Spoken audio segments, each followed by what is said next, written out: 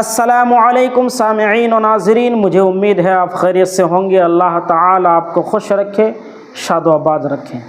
ناظرین، مفتی کلیم حنفی رضوی نے سنابل and company کے تعلق سے بہت بڑا خلاصہ کر دیا ہے۔ سنابل اینڈ کمپنی کے تعلق سے مفتی کلیم حنفی رضوی نے کیا خلاصہ کیا ہے، جب آپ اس پوری ویڈیو کو دیکھیں گے تب آپ کو پتہ لگے گا کہ مفتی کلیم حنفی رضوی نے کیا خلاصہ کیا ہے۔ ناظرین، آپ سے گزارش ہے اس ویڈیو کو پوری دیکھیں، ویڈیو کو لائک کریں، شیئر کریں اور چینل کو سبسکرائب ضرور کریں۔ چلیے ویڈیو کو شروع کرتے ہیں۔ السلام علیکم ورحمۃ اللہ۔ آج 24 جولائی 2024 ہے اور ہم نے 14 جولائی کو اپنا لیٹر ہیڈ چیلنج مناظرہ کے طور پر سوشل میڈیا پہ عام کیا، جو ہر سنی تک پہنچا، حتیٰ کہ وہابی دیوبندیوں تک پہنچا، اور ہمارے پاس پختہ رپورٹ ہے کہ پیلی بھیت میں مولوی سنابل تک بھی یہ لیٹر پہنچا، اور اس نے یہ کہہ کر جان چھڑائی کہ ہم غیر معروف لوگوں کو منہ نہیں لگاتے۔ اب اس بیل کو یہ نہیں پتا کہ معروف اور مجہول کیا ہوتا ہے۔ الحمدللہ جتنا اس کو، اس کے بھائیوں کو، اس کے باپ کو پوری دنیا میں لوگ نہیں جانتے ہوں گے، ان سبوں سے زیادہ اللہ نے مجھے شہرت دی ہے، جس کا جیتا جاگتا ثبوت یہ ہے کہ میرا یہ واٹس ایپ چینل سنی جمعیت الاحناف، جس کو بنے ہوئے چند ماہ ہوئے ہیں، اور ان چند ماہ کے اندر ہی اس کے 60,000 فالوورز ہو گئے۔ خیر، یہ ان سبھوں کے لیے گلے کا پھندہ ہے، موت ہے۔ یہ مر جائیں گے لیکن مناظرے میں نہیں آئیں گے۔ اب یہ کیا ٹچھی حرکتیں کر رہے ہیں، یہ اس طرح کی باتیں اڑا رہے ہیں کہ مفتی کلیم حنفی نے اپنی بہن وہابیوں کے یہاں بیاہی ہے، وہابیوں کے یہاں شادی کی ہے، اور خود نکاح مفتی کلیم نے پڑھایا ہے، صوفی کلیم حنفی نے پڑھایا ہے۔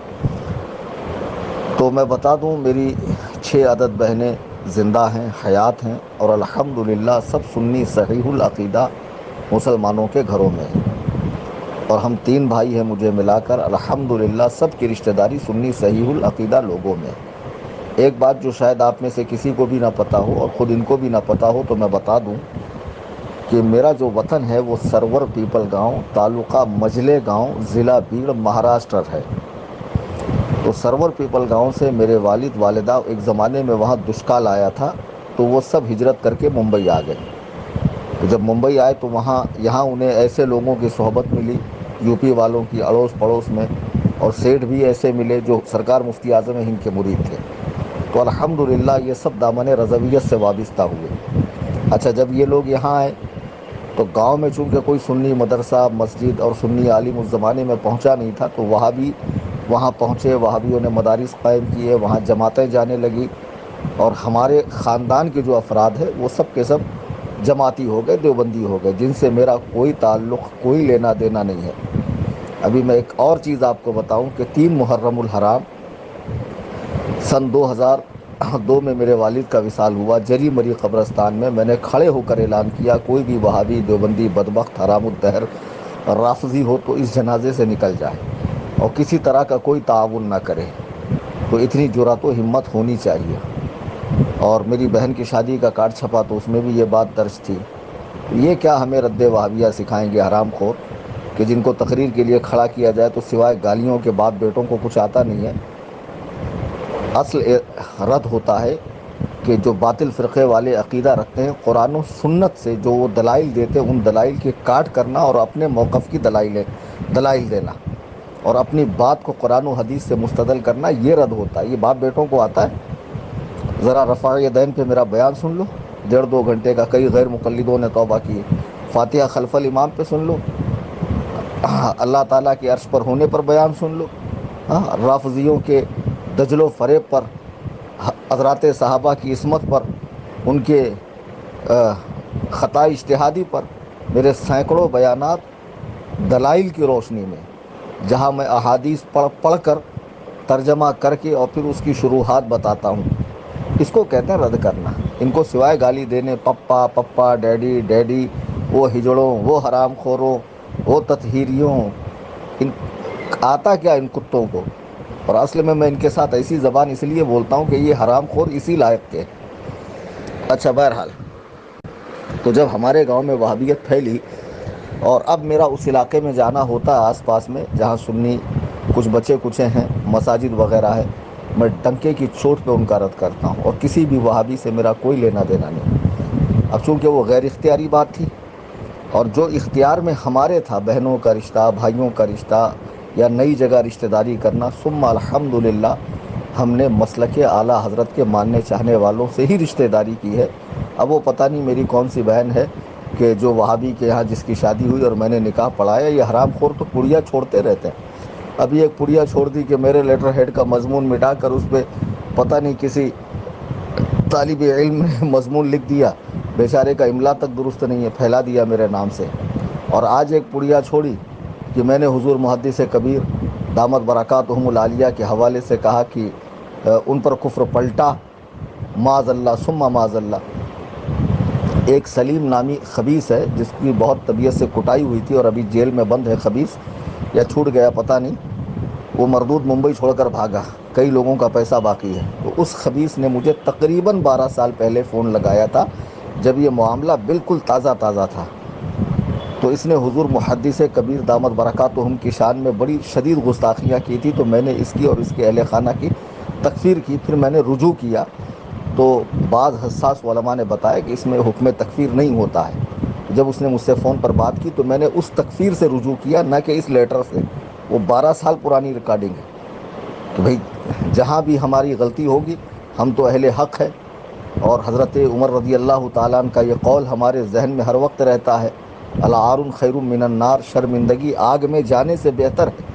اور اللہ تعالیٰ توبہ کی توفیق بھی اسے ہی عطا فرماتا ہے جسے وہ پسند فرماتا ہے. اپنی غلطیوں پہ ڈٹ جانے والا، اکڑ جانے والا ابلیس کا جانشین ہے، ابلیس کا پیروکار ہے، نہ کہ اللہ والا ہے. تو بہرحال میں نے اس بات سے رجوع کیا. پھر جب وہ کہہ رہا ہے کہ علامہ صاحب نے سنابل کے سسرے کو دیوبندی کہا، میں نے کہا اگر دیوبندی کہا اور اس معنی کے اعتبار سے دیوبندی کہا جو عقیدتاً دیوبندی ہوتا ہے، نہ کہ وطناً دیوبندی، نہ کہ صرف دیوبند میں جانے آنے کی بنیاد پہ اسے دیوبندی سمجھا گیا، عقیدتاً دیوبندی کہا اور وہ نہیں ہے تو حکم پلٹے گا، وہ کوئی بھی کہے. تو آگے میں نے کہا کہ حضور تاج الشریعہ کی بارگاہ میں معاملہ وہ فیصلہ آئے گا، اس نے آدھی ادھوری ریکارڈنگ کیوں ڈالی خبیث نے. اور پھر حضور تاج الشریعہ کا موقف حضور تاج الشریعہ کا فرمان آ گیا کہ علامہ صاحب حق پر ہے. ہم نے شروع دن سے آج تک علامہ کی تائید کی، آگے بھی کرتے رہیں گے. اور مولانا تطہیر صاحب قبلہ دامت برکاتہم جنہوں نے اپنی بعض عبارتوں سے جو ناپسندیدہ تھی، جسے علماء نے فرمایا کہ یہ ٹھیک نہیں ہے، انہوں نے رجوع فرمایا. تو رجوع فرمانے کے بعد کیا حق بنتا ہے کہ آپ ان کے بارے میں اس طرح کی بات کہیں، جو اتنا متقی، پرہیزگار، تہجد گزار اور عابد شب زندہ دار ہو، ہاں دن میں روزے رکھتا ہو، جس کی نوافل تک نہ چھوٹتی ہو. یہ کتے جو جمعہ کے دن سوتے پڑے رہتے، حرام خور پیر مرید، کیا ان کی حقیقت میں جانتا نہیں؟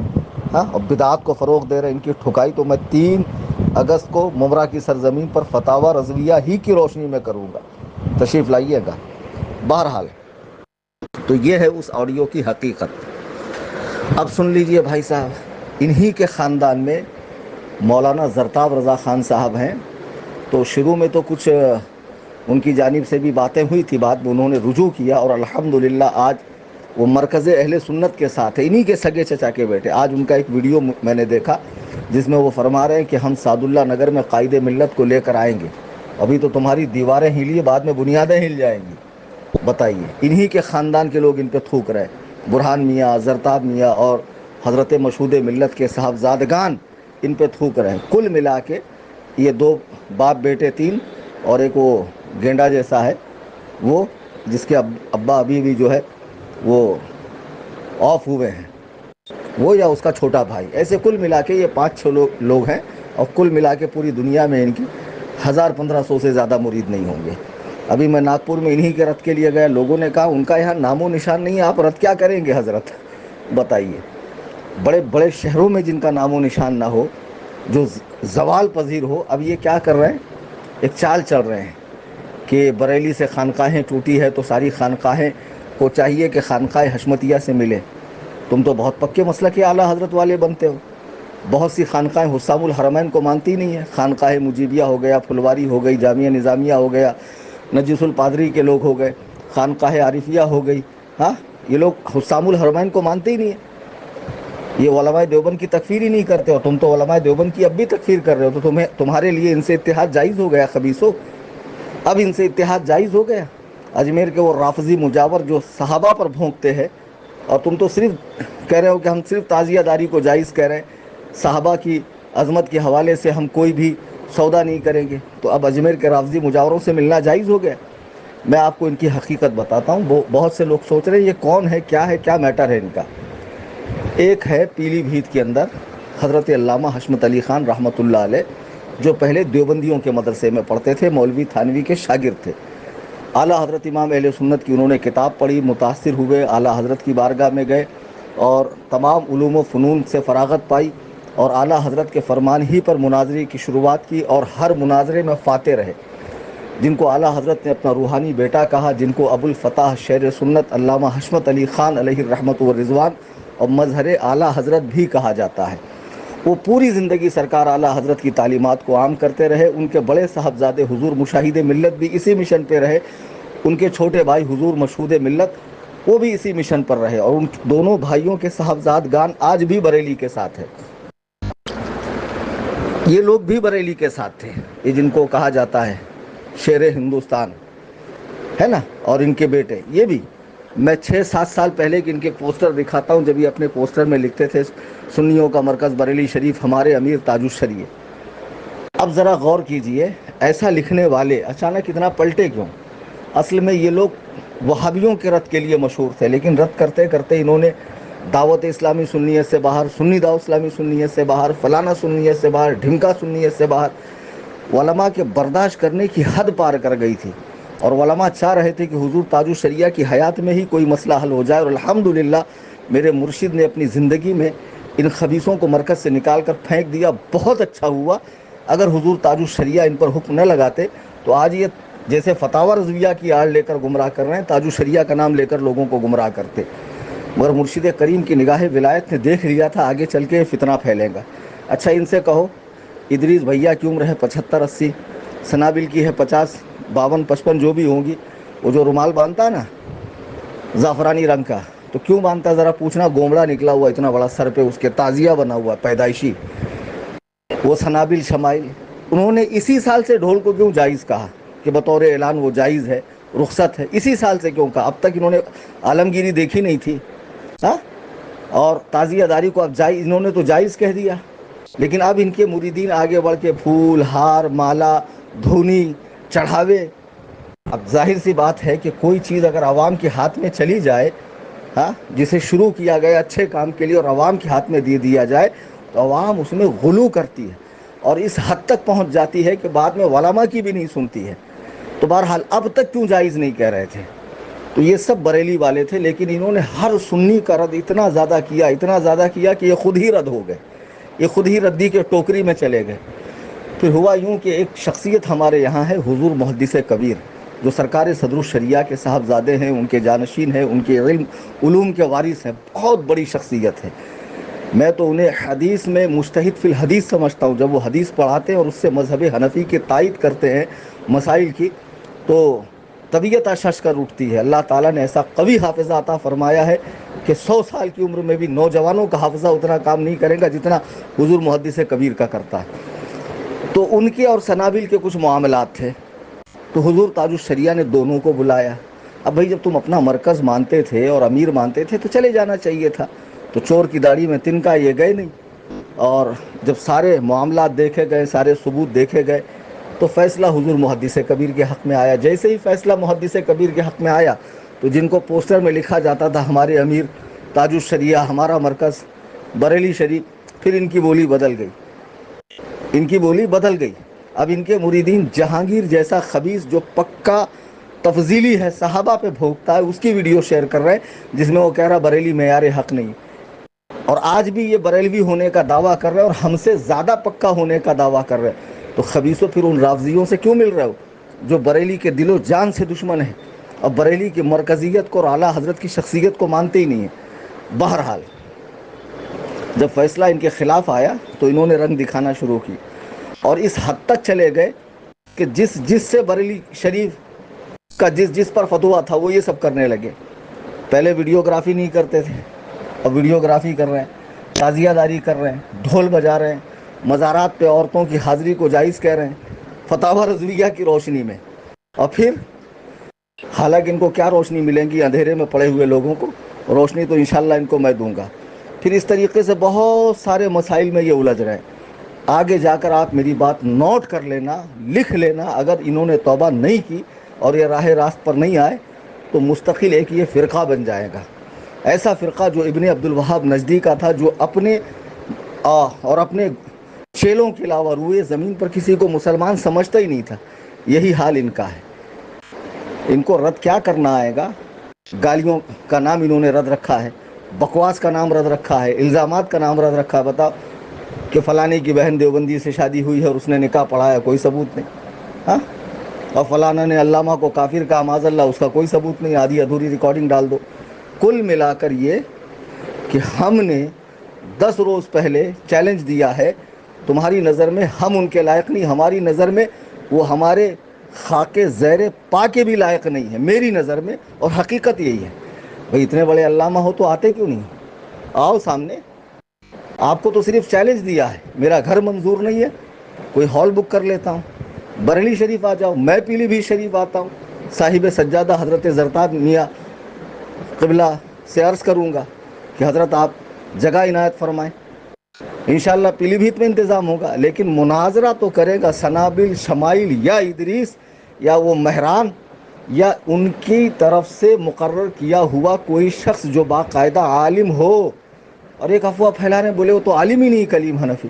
ارے بدبختوں، اگر میں مناظرے میں میری سندیں حفظ کی، قرت کی، فضیلت کی، افتاء کی نہ لے کر آؤں اور ان پر مدارس اور علماء کی، مدارس کا نام علماء کی مہریں ہیں، رجوع کر لو ان مدارس سے کہ بھئی یہ فلاں سن میں یہ آپ کے یہاں سے انہوں نے حفظ کیا کہ نہیں، قرت کی کہ نہیں، فضیلت کی کہ نہیں، شعبہ افتاء میں انہوں نے داخلہ لیا یا نہیں، اس کی تکمیل کی یا نہیں۔ اگر میں جھوٹا ثابت ہو جاؤں تو بنا مناظرے کے آپ میری شکست کا اعلان کر دیجئے، اور میں خود اپنے آپ کو تسلیم کر لوں گا کہ میری شکست ہو گئی۔ ٹھیک ہے، میں مفتو ہو گیا، آپ فاتح ہو گئے، میں خود تسلیم کروں گا، لیکن شرط یہ ہے کہ سامنے آئے۔ اب اس کے بعد جو بھی ٹچی باتیں آئیں گی مجھے نہ بھیجا کریں آپ لوگ، آپ سمجھ جائیں کہ ان میں دم خم ہی نہیں ہے۔ یہ مناظرے کا چیلنج ان کے لیے اتنا بھاری پڑ گیا، اتنا بھاری پڑ گیا کہ یہ ہر سنی تک پہنچا، اور ہر سنی کے دل کی کلی کھل اٹھی، اس کا مشام جاں معطر ہو گیا کہ سبحان اللہ، یہ بدبخت جو اچھلتے کودتے بندروں کی طرح پھاندتے پھرتے تھے، ان کو لگام کسنے کے لیے کوئی آیا۔ تو تم کس حیثیت سے بہت بڑے ہو گئے، جبکہ قرآن کہہ رہا ہے ان اکرمکم عند اللہ اتقاکم، اللہ کے نزدیک بڑا وہی ہے جس کے پاس تقویٰ ہے۔ تم تو جمعہ کے دن سوتے پڑے رہتے ہو، تم تو عید کی نماز نہیں پڑھتے ہو، تمہارے پیر تو نمازوں کی اہمیت گھٹاتے ہیں، معاذ اللہ۔ ارے بھائی، صاحب ایمان پر تو نماز ضروری ہے، تم تو صاحب ایمان ہو، پھر نماز کیوں نہیں پڑھتے ہو؟ ایک کو آدمی ان کا نماز نہیں پڑھے گا، نہ پیر پڑھے گا نہ مرید پڑھے گا، ہم نے خود دیکھا ہے۔ بمبئی میں گپ شپ ہانکتے رہتے ہیں، اذان ہو رہی ہے، فلانا سلح کلی، فلانا انا کلی، فلانا شفا کلی، فلانا یہ، فلانا ڈھمکا یہ، کوئی تو ان کے حکم سے بچا نہیں ہے۔ ایسے تو بدبخت ہے یہ، کسی پر اگر حکم فسق کا ہو تو یہ کفر تک لے جاتے ہیں۔ ہاں، غرض کے نماز روزے سے یہ فارغ ہیں اور نرے جاہل ہیں، ان کی کوئی حیثیت نہیں ہے، اور یہ اپنے آپ کو بہت بڑا ترم خانہ سمجھے کہ ہم فلانے کو منہ نہیں لگائیں گے، ہم بہت باحیثیت ہے۔ تمہارے دادا باحیثیت تھے، تمہارے تایا حضور مشاہد ملت باحیثیت تھے، حضور مشہود ملت باحیثیت تھے، اور جو ان کے صاحبزادگان مسلک اعلیٰ حضرت پر قائم ہیں، ہم ان کی دست بوسی کریں گے صرف اس نسبت سے کہ شہر سنت کی اولاد ہے۔ احترام تو آپ کا بھی بہت تھا دل میں پہلے، لیکن تم نے خود ہی وہ احترام ختم کر دیا ہمارے دلوں سے، اس طرح کی باتیں کر کے، اس طرح کی حرکتیں کر کے۔ ہاں بتاؤ، میرے ہی نام سے میرا لیٹر جھوٹا پھیلایا جا رہا اور انہی کے مریدین پھیلا رہے ہیں، تو کتنے بڑے کذاب ہیں یہ۔ مریدین کو کام پر لگا دیا، چیلے چاپڑ کو، کیونکہ پیر صاحب کی ہمت ہی نہیں ہے کہ سامنے آ کر مناظرہ کر لے، چونکہ میں ان کی علمی حقیقت جانتا ہوں۔ اور آئیے سامنے بیٹھیے۔ بھائی سندوں سے کیا ہوتا؟ سندیں تو کہیں سے بھی لی جا سکتی ہو، آپ پیر صاحب، آپ کو آپ کا مدرسہ اسی سند دے گا۔ اعدادیہ سے لے کے فضیلت تک عالم کورس میں جتنی کتابیں پڑھائی جاتی نا للہ، सब सामने रखूँगा। हाँ, पढ़ के सुनाना, मैं मान जाऊँगा तुम वाकई आलिम, और मुझसे पढ़ कर सुनना, तब तुम्हें एहसास होगा कि तुम्हारा पाला किससे पड़ा है। हाँ, और तुमने कहाँ हाथ डाला, बिना मंत्र आए तुमने जो है हाथ डाल दिया है, और ये तुम्हारे लिए जो है मौत के बराबर है। शराफत से रहो, कायदे से रहो, जो चैलेंज दिया है उसे कबूल करो। अगर कबूल नहीं करोगे, हम इंतज़ार करेंगे और एक मुद्दत के बाद तुम्हारी शिकस्त का ऐलान करेंगे। अल्लाह ताला इनके फितने से, इनके शर से उम्मत मुस्लिमा की हिफाजत फरमाए। आमीन सुम्मा आमीन। फ़कीर मोहम्मद कलीम हनफी रज़वी क़स्र अबू हनीफ़ा। आज 24 जुलाई 2024 को मैं ये रिकॉर्डिंग आम कर रहा हूँ।